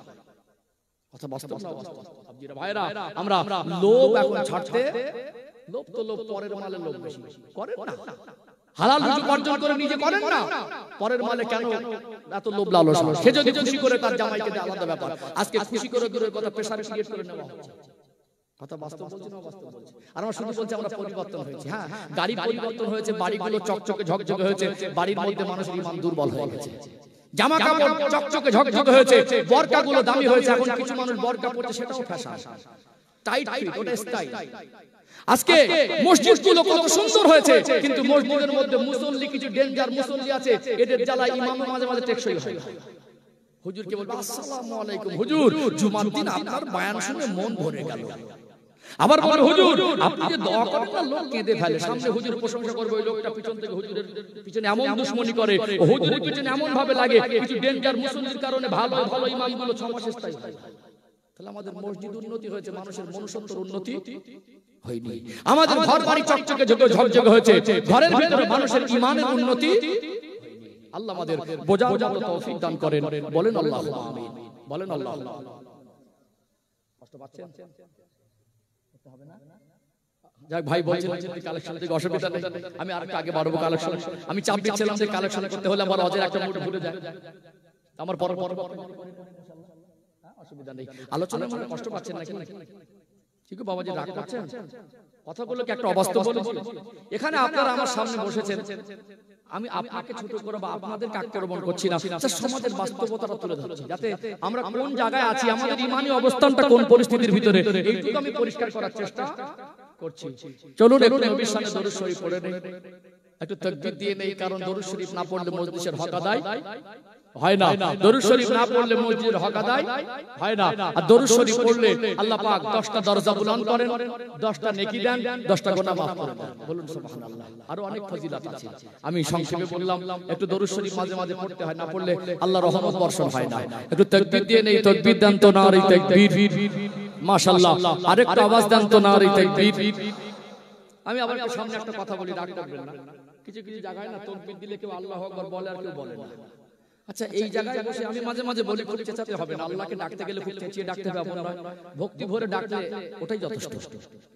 অনেক মানুষ আল্লাহকে আল্লাহ বলে ডাকে, আর অনেক মানুষ মাঝে মাঝে দোল খায় কিন্তু আল্লাহ মুখ থেকে বলে না।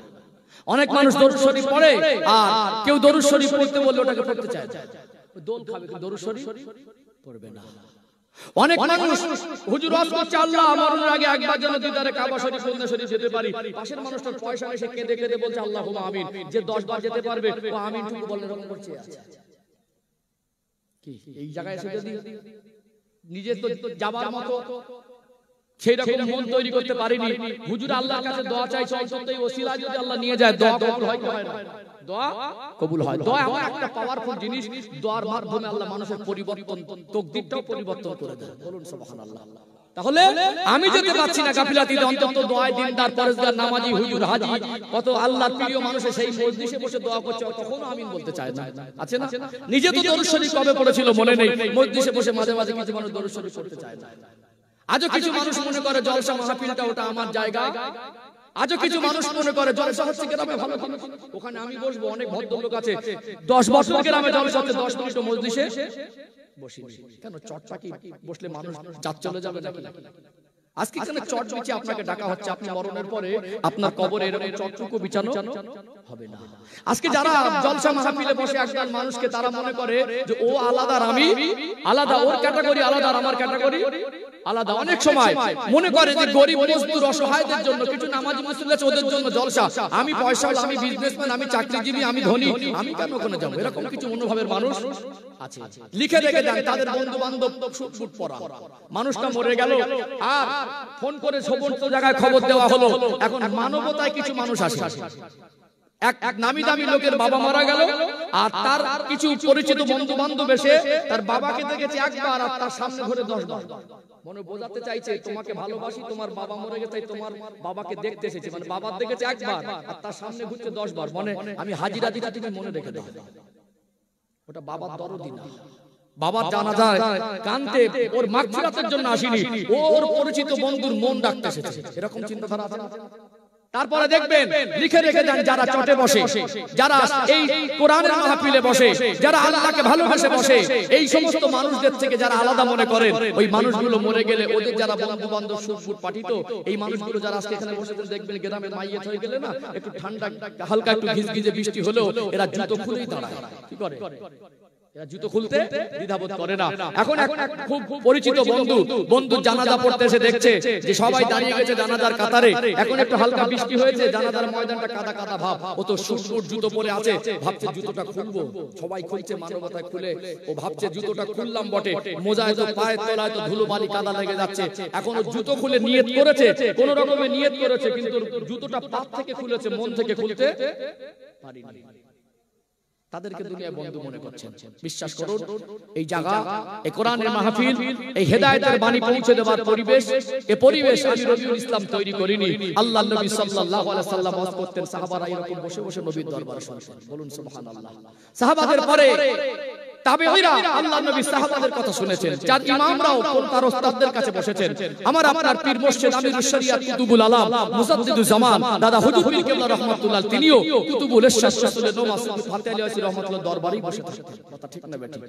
আপনি যদি মনে করেন শিক্ষিত ডক্টর শহীদুল্লাহ সাহেব রাহমাতুল্লাহ তিনি শিক্ষিত নয়, তিনিও আল্লাহকে ভালোবাসেন, নবীকে ভালোবাসেন, কোরআনকে ভালোবাসেন, নাজাতের জন্য জানার 18 ভাষায় এমএ করা ছিল, এত বড় হাই এডুকেটেড পারসন, তিনিও জামানার মুজাদ্দিদের দরবারে আদবেই বসতেন। সেটা বলবেন না? বসিরহাটের বড় মাওলানা আল্লামা হিন্দ্রুল আমিন রাহমাতুল্লাহ আলাইহি, তিনিও আমার দাদা হুজুর পীর কেবলা রাহমাতুল্লাহ দরবারে আদবে বসতেন। এখানে আমি আপনাদেরকে ছোট করতে বসিনি, আপনারা আছেন, আমি এই বিশ্বাস করি আমার এই মনের নিয়ত পবিত্র কতটা আমি নিজে কনফার্ম হতে পারিনি।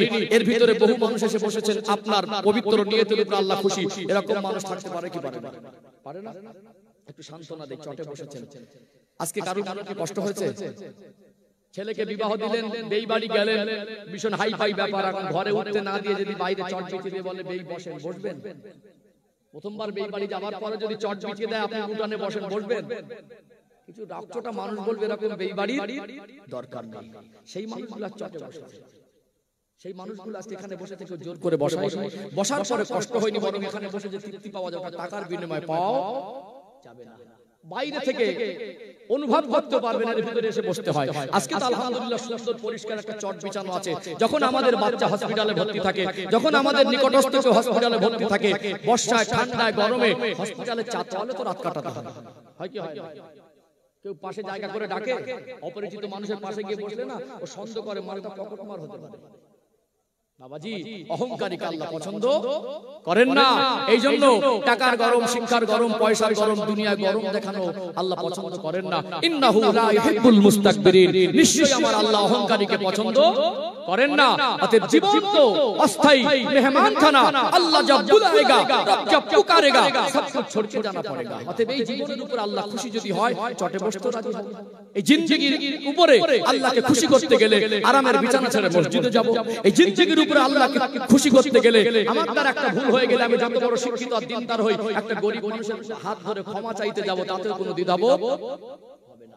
আর এই জীবনের উপর আল্লাহকে খুশি করতে গেলে আমি যত বড় শিক্ষিত আর দিনদার আর আমলকারী হই, একটা মানুষকে দেখে আমি আগে সালাম দেব, অহংকার মুক্ত হব। আজ কিছু কিছু মানুষ আবার সালাম দিতে চায় না, আগে দেবে তারপর উত্তর দেবো। আর চোখে দেখে হাত করে না, আমি হাজি মানুষ, আমি হুজুর মানুষ, আমি ধনী মানুষ, আমি আগে সালাম দেবো। এইসব ভাগাভাগি এখন চলছে না? চলে না? চলছে না? নিশ্চয়ই এখানে বসেছেন, এর প্রতিদান দেওয়ার ক্ষমতা আমার নেই, দেবেন আমার আল্লাহ। আল্লাহ যেন এখানে বসার ওসিলা করে আমাদের মরণটা ঈমানের সঙ্গে দেন। আল্লাহ যেন কবরে যখন আমাদের সন্তানরা রেখে আসবে, এই বসাটা যেন নাজাতের ওসিলা হয়ে যায়। হাসরের ময়দানে যেদিন আল্লাহ সূর্যকে মাথার আঘাত উপরে নামিয়ে নিয়ে আসবে, বান্দা বান্দি পেরেশান হয়ে যাবে। আজকে আমরা ছামিয়ানার নিচে চট বিছানো জায়গায় আল্লাহকে ভালোবেসে যদি বসে থাকি, নবীকে ভালোবেসে যেন বসে থাকি, আল্লাহ এই ছামিয়ানার নিচে আজকে বসিয়েছেন, এর ওসিলায় যেন আল্লাহ আরশের ছামিয়ানার নিচে আমাদের জায়গা করে দেন। বলেন আল্লাহুম্মা, বলেন আল্লাহুম্মা আমিন। একটু মহব্বতে দরুদ শরীফ, আল্লাহুম্মা সাল্লি আলা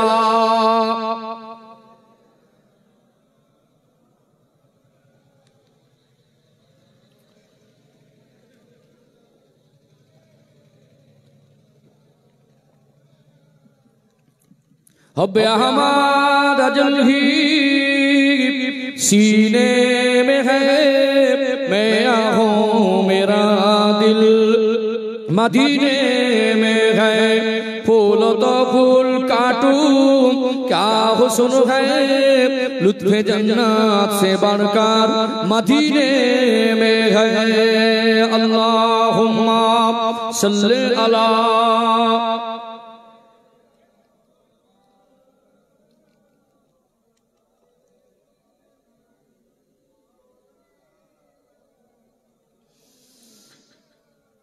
इन हवाओं से कह दो न आए इधर, मुझको खुशबू की कोई जरूरत नहीं, जिनके खुशबू से महका सारा जहां, खुशबू नबी के पसीने में है। अल्लाहुम्मा सल्ली अला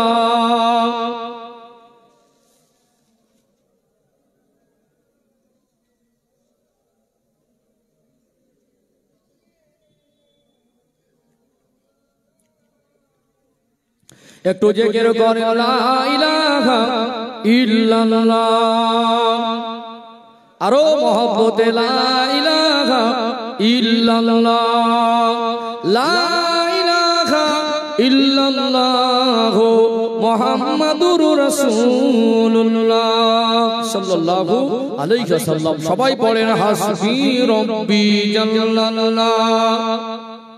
আরো মহব্বতে হাসবি রব্বি জাল্লাল্লাহ মা ফি কলবি গায়রুল্লাহ নূর মুহাম্মদ সাল্লাল্লাহ হক লা ইলাহা ইল্লাল্লাহ লা ইলাহা ইল্লাল্লাহ লা ইলাহা ইল্লাল্লাহ মুহাম্মাদুর রাসূলুল্লাহ আল্লাহুম্মা সাল্লি আলা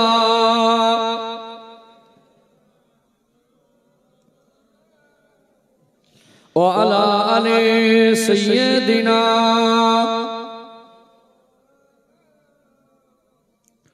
ও ভাইজানেরা সোনার মানিক যুবকেরা আব্বারা মায়েরা আবার মনে করিয়ে দেই এই দুনিয়া এটা হলো অস্থায়ী জীবন আল্লাহ যখনই ডাক দেবেন বিবি বাচ্চা ঘর বাড়ি ব্যবসা বিজনেস ফ্ল্যাট সব পড়ে থাকবে পরনায় যে পছন্দের মতো জামা পরে আছি এই জামাটাকে খুলে ফেলে দেওয়া হবে আমার আপনার লাশকে অন্য কেউ গোসল দিয়ে দেবে কাফন পরিয়ে জানাজা করে কবরস্থ করে রেখে আসবে ওখানে গিয়ে যত কান্নাকাটি করেন আপনার কান্না শুনবার মতো দুনিয়ার কোনো মানুষ ওখানে যাবে না আল্লাহর কাছে আর ফিরে আসার সুযোগ চাইলেও পাবেন না এই জীবন আল্লাহ সন্তুষ্ট অর্জন করতে হবে আল্লাহর কথা মতো আল্লাহ যেটা আদেশ করেছেন আল্লাহ যেটা নিষেধ করেছেন আদেশ নিষেধের উপর জীবন তৈরি করতে হবে নবী আমার যেটা হারাম বলেছেন ওটা মানতে হবে যেটা নিষেধ করেছেন ওটাকে ছাড়তে হবে আল্লাহ নবী হুজুর আমার বসে আছেন সামনে বসে আছেন সাইয়্যিদানা হযরত ওমর ফারুক রাদিয়াল্লাহু আনহু আমার নবী জিজ্ঞাসা করলেন ও বাবা ওমর তুমি আমাকে কতটা ভালোবাসো ইয়া রাসূলুল্লাহ ইয়া হাবিবাল্লাহ আমি ওমর আমার জমি জায়গা আমার সম্পদ আমার অর্থ দুনিয়াবি সম্পদ যা আছে তার থেকে আমি আপনাকে আরো বেশি ভালোবাসি আল্লাহ নবী বললেন ওমর তুমি মুমিন কিন্তু প্রকৃত মুমিন নও তিনি জ্ঞানী বিচক্ষণী মানুষ ছিলেন আবার আল্লাহ নবীর মুখের দিকে তাকালেন ইয়া রাসূলুল্লাহ ইয়া হাবিবাল্লাহ আমার আব্বা মা আমার স্ত্রী সন্তান আমার বন্ধু বান্ধব দুনিয়ায় তাদেরকে যত বেশি ভালোবাসি তার থেকে আমি ওমর আপনাকে বেশি ভালোবাসি আল্লাহ নবী বললেন ওমর তুমি মুমিন হয়েছো কিন্তু প্রকৃত মুমিন হতে পারো নাই তিনি জ্ঞানী বিচক্ষণী মানুষ ছিলেন মাথা হ্যাট করে ভাবতে লাগলেন আমার ধন সম্পদ অর্থবিত্ত জমি জায়গা আমার বাবা মা বিবি বাচ্চা সবার থেকে যদি আমি আমার নবীকে বেশি ভালোবাসি তখনও যদি প্রকৃত মুমিন হতে না পারি তাহলে আমার কাছে আর আছে কি আমার কাছে যে জিনিসটা না থাকলে এই শরীরের কোনো দাম নেই সেটা হলো আমার জান আল্লাহর নবীর পূর্ণিমার চাঁদের মতো চমকানো চেহারার দিকে তাকালেন ইয়া রাসূলুল্লাহ ইয়া হাবিবাল্লাহ হুজুর বেয়াদবি মাফ করুন আমি ওমর বুঝতে পেরে গেছি আমার শরীরে যে জান আছে আমি ওমর আমার জানের থেকে আপনাকে আরো বেশি ভালোবাসি নবী মুস্কি হেসে বললেন তুমি এখন হলে প্রকৃত মুমিন নিজে এই জীবনের জিন্দেগির উপরে নিজে নিজে প্রশ্ন করুন তো নবীর ভালোবাসা অন্তরে কতটুকু আছে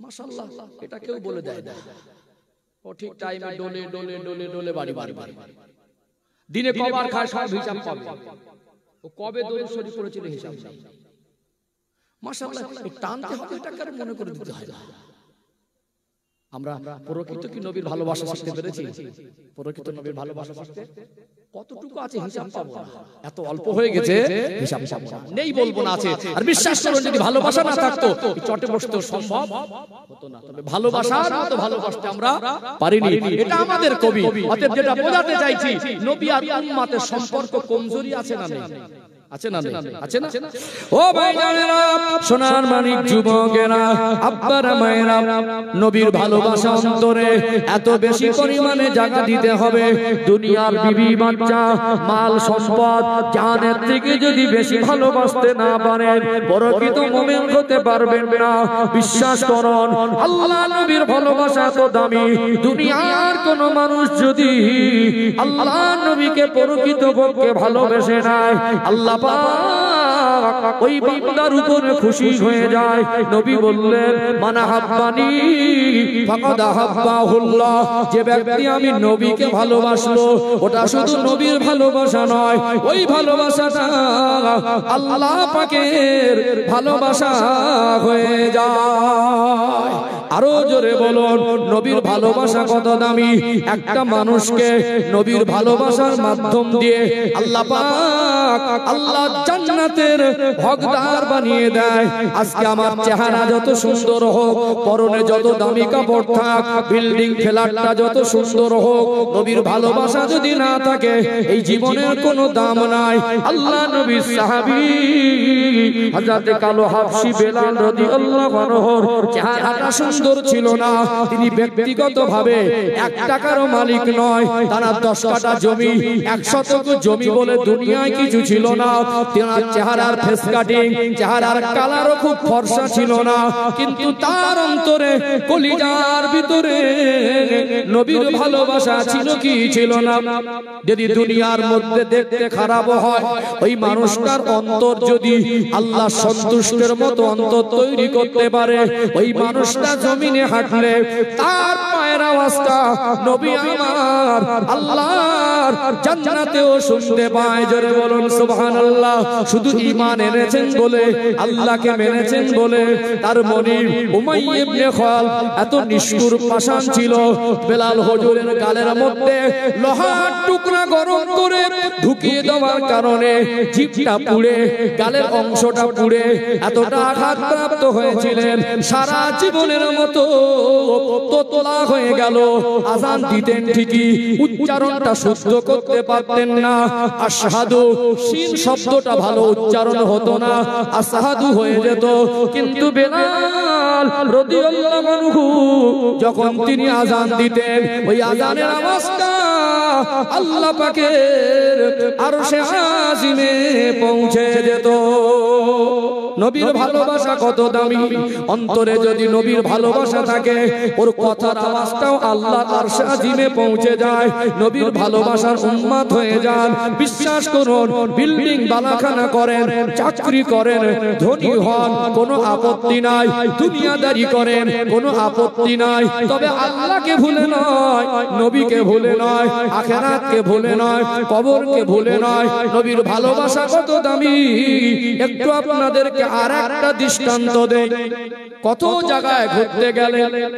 দীঘায় গেলেন বেড়াতে দার্জিলিং এ গেলেন বেড়াতে গ্যাংটকে গেলেন বেড়াতে কলকাতার পার্কে ঘুরতে যান মনে রাখবেন দুনিয়ায় যত জায়গা আছে দুনিয়ার জমিনে সবথেকে দুটো জায়গাকে আল্লাহ সম্মানী বেশি করেছেন একটা হলো মক্কার জমিনে আল্লাহর কাবা ঘর আর একটা হলো আমার রাসূলুল্লাহর দরবার আরো জোরে বলুন যে জায়গায় গেলে জান্নাতি নিয়ামতগুলো নিজে চোখে দেখা যায় কোথাও ঘুরতে গিয়ে বেরিয়ে এসে বন্ধুকে গল্প করে বোঝাতে পারবেন মক্কা মদিনার অনুভূতি ভাষায় বলা যায় না কেন না আল্লাহর জান্নাতি নিয়ামতগুলো হাতে স্পর্শ করা যায় আল্লাহর নিয়ামতি জান্নাতের নিয়ামতগুলো হাজরে আসওয়াদ এটা দুনিয়ার কোনো বস্তু নয় এটা আল্লাহর জান্নাতি পাথর ওই পাথরে ঠোঁট লাগিয়ে চুমা দিলে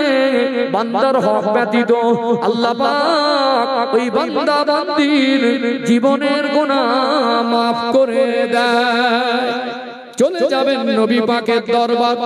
এত দামি দরবার, আল্লাহর আসমানের নিচে আর জমিনের উপরে কিছু নাই। আল্লাহ নবীর মসজিদ, মসজিদে নববী শরীফে একটি অংশ আছে, ওটা দুনিয়ার জমিন নয়।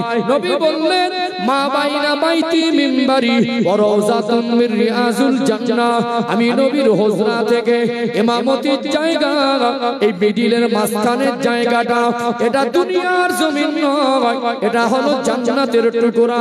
কিয়ামত সংঘটিতের সময় আল্লাহ সব ফানা করে দেবেন। কিছু কিছু জিনিসকে আল্লাহ ধ্বংস করবেন না, ফেরেশতাদের বলবেন যান যান ওই সমস্ত জায়গাগুলো হেফাজত করেন। এর মধ্যে একটা হলো ওই রিয়াজুল জান্নাহ, যেখানে আমার নবী বলেছেন জান্নাতের টুকরা, নবী বলেছেন জান্নাতের বাগান। আল্লাহ বলবেন ওই অংশটা তুলে আমি আল্লাহ জান্নাতে জমা করে দেন। বেঁচে থাকা অবস্থায় জান্নাতের ভিতরে প্রবেশ করা এটা মামুলি ব্যাপার। এই জন্য দেখবেন ওখান থেকে ঘুরে এসে রিয়াকশন হয়, ভালো হয় তো ভালো হয়, যে ভালো হতে না পারে তার বদমাশি বেড়ে যায়। দেখবেন দুনিয়ার মানুষ যদি বেঁচে থাকা অবস্থায় এই রকম শ্রেষ্ঠ নিয়ামত, জান্নাতি নিয়ামত চোখে দেখে আসার পরে ভালো না হয়, তার ভালো হওয়া খুব কঠিন আছে। কি গো, কিছু কিছু হাজী সাহেব হজ করার পরে বেগ বেড়ে যায় না, আর কিছু কিছু হাজী সাহেব ঠান্ডা হয়ে যায়। কাউকে ছোট করা উদ্দেশ্য নেই, দেখবে সমাজের চিত্র। আল্লাহর নবী জবানে বর্ণিত ওই রিয়াজুল জান্নাহর অংশটা খুব বড় নয়। নবী আমার 10 বছরের জীবন, মাদানী জীবন, আল্লাহ নবী হুজরা থেকে ইমামতির জায়গায় গেছেন। কতবার ওই জায়গা থেকে যাওয়া আসা করেছেন। 5 ওয়াক্ত নামাজে ঘর থেকে বেরিয়ে ইমামতির জায়গায় গেছেন। যেখানে দাঁড়াবেন, বসবেন, সিজদা দেবেন, মনে হবে আল্লাহর নবীর নুরানি কদমের ছোঁয়া যেন সব জায়গায় লেগে আছে। ধরে বলুন সুবহানাল্লাহ। 2 রাকাত নামাজ পড়ে আল্লাহর কাছে দোয়া চাইলে ওই দোয়াটা আল্লাহ পাকের দরবারে কবুল হয়। ওই রিয়াজুল জান্নাহর ভিতরে একটা গোল গোল পিলিয়ার আছে, এক একটা পিলিয়ারের নামকরণ করা হয়েছে। আর ওই নামকরণের পিছনে হিস্টোরি, ইতিহাস আছে। বিস্তারিত বলার অবকাশ পাবো না, একটু আপনাদের সংক্ষেপে বলি।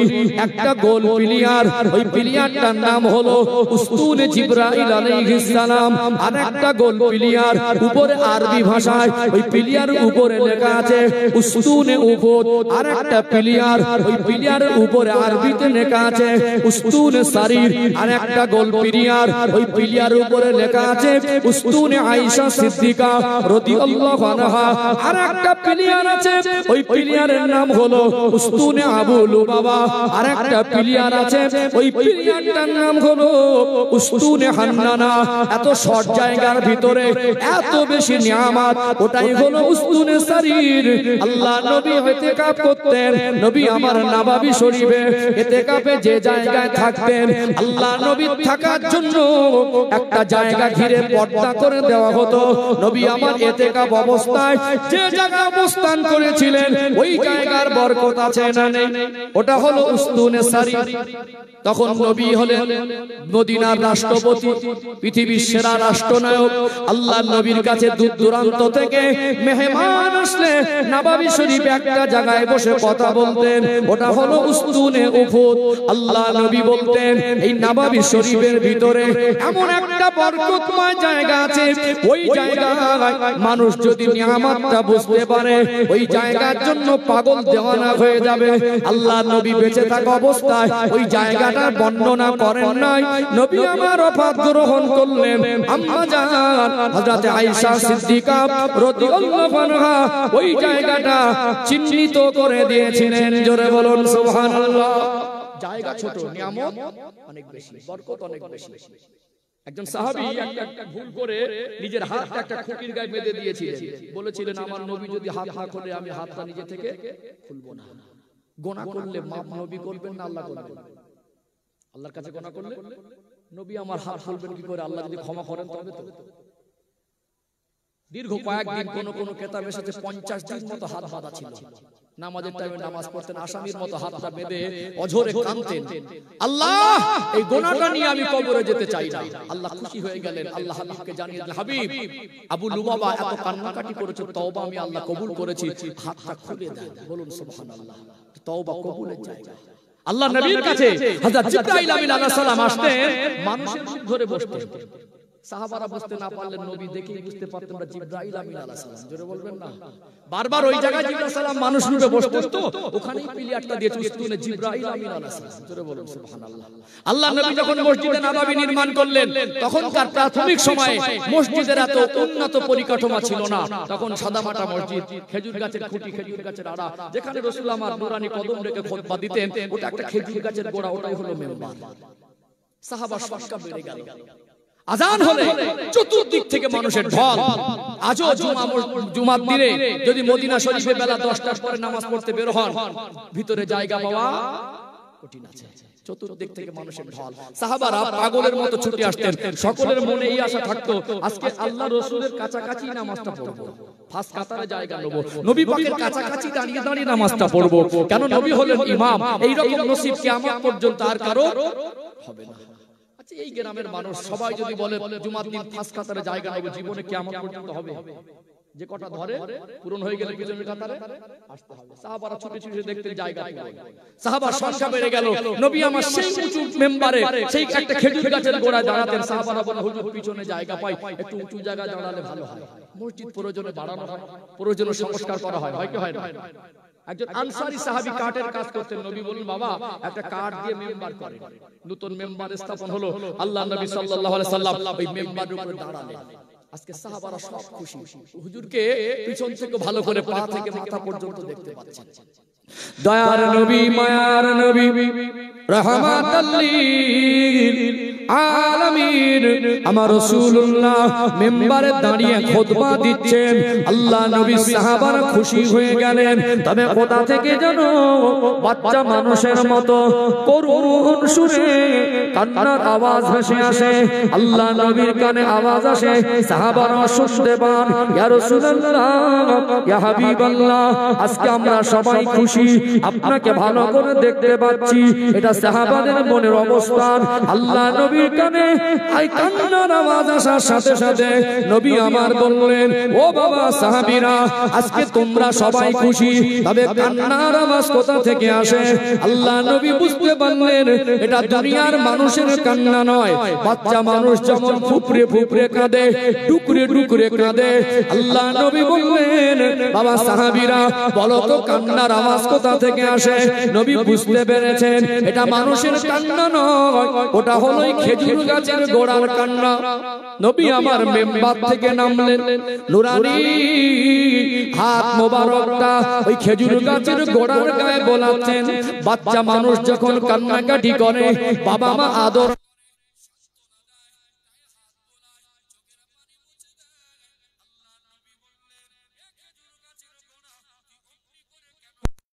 ইয়া রাসূলুল্লাহ, ইয়া হাবিবাল্লাহ, হুজুর আজকে আমি কত বড় হতভাগা, আজ নতুন মেম্বার স্থাপন হলো, আপনি তো আজ থেকে আপনার নুরানি কদম আমার উপরে রেখে আপনি তো দাঁড়াবেন না। আজ থেকে তো আপনি নতুন মেম্বারে দাঁড়াচ্ছেন।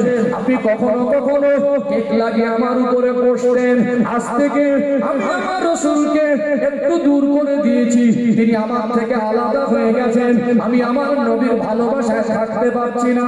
নবী আমার বললেন, এক খেজুর গাছের গোড়া, তুই কাঁদিস না, কান্না বন্ধ কর, আমি রাসূলুল্লাহ তোর জন্য দোয়া করে দেই, আল্লাহ তোকে পুনরায় জীবন দেবে, তুই জীবিত গাছ হবি। মদিনার কোন খেজুর বাগানে তোকে স্থাপন করে দেওয়া হবে। খেজুর গাছের জবান খুলে যায়, ইয়া রাসূলুল্লাহ, আপনি হলেন মুস্তাজাবুদ দাওয়া, আপনি দোয়া করলেন।